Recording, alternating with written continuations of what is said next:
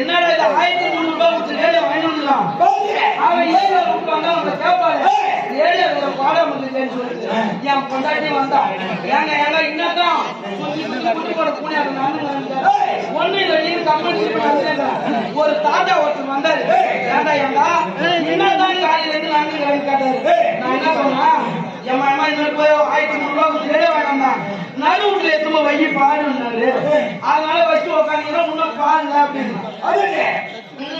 அதுக்கு தாத்தா என்ன இங்க நடுவுல வச்சு உட்காந்து திருச்சியில வையாங்க. திருச்சியில வையா பால் என்னாரு. நான் ஒண்ணு சும்மா திருச்சியில வச்சாதான் பால் திருச்சினேன். இங்க இருந்து ரேடியோ வச்சு திருச்சி கிளம்பிட்டான். பஸ் பிடிச்சி காலையில கிளம்பிட்டான்.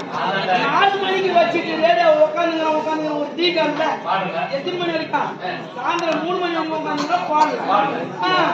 அங்க இருந்து ஆட்டோக்காரு போறாரு பாத்துட்டு ஏன்பா ஏன்பா இன்னைக்கு என்னத்துக்கு எடுத்து வந்து வச்சுக்கிட்டு